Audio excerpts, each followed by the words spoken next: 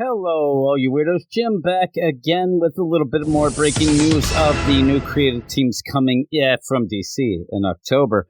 As you can tell, Jimmy Boy is getting a little tired, and this is going to be the last video of the creative teams, and I don't think this one is going to last quite so long because, hey, Batman and Robin, Joshua Williamson saying he's leaving the books. Obviously, he is. He said he was a little bit tired, just like old Jimmy Boy here, but the new creative team is announced with a little blurb here. Damian Wayne on a quest to find himself, courtesy of new creative team Philip Kenny Johnson and Javier Fernandez. And that is the deal in the all-in era.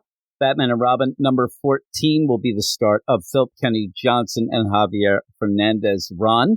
It comes out on October 9th, 2024. It is $4.99, which seems a little bit pricey to me, but may have a backup when we get to it. It has a long blurb, but before I get to that, I will tell you that I do like Philip Kenny Johnson. I probably wouldn't have picked him at all for a Batman and Robin book, but I'm looking forward to see what he does here. Obviously, most people know him at DC for his Superman War World saga.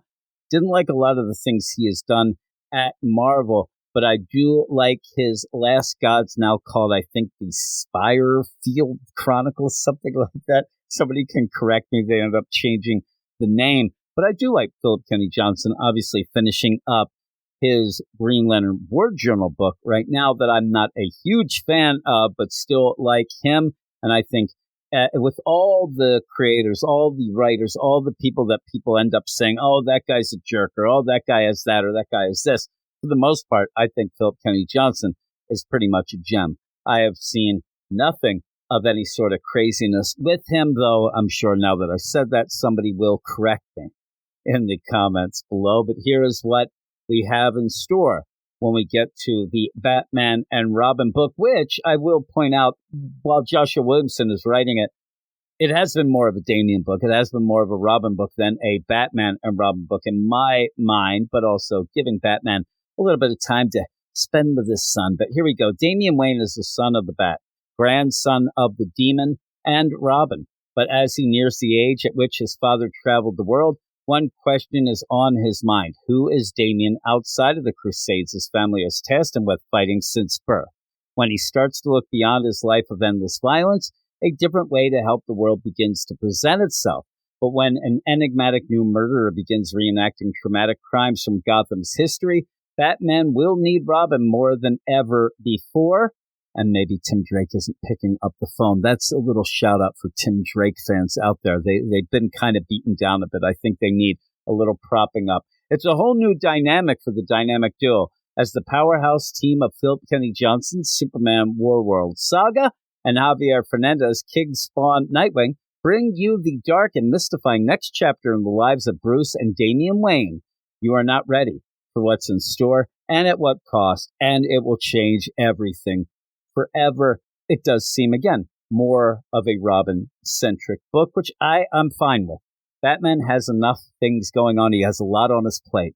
He loses Gotham every other week. He needs to focus on other things. He's here to got to check out his son, give him a little what up, and then move on. But it does feel like it will be more Robin-centric. And again, I am a Damian Wayne fan.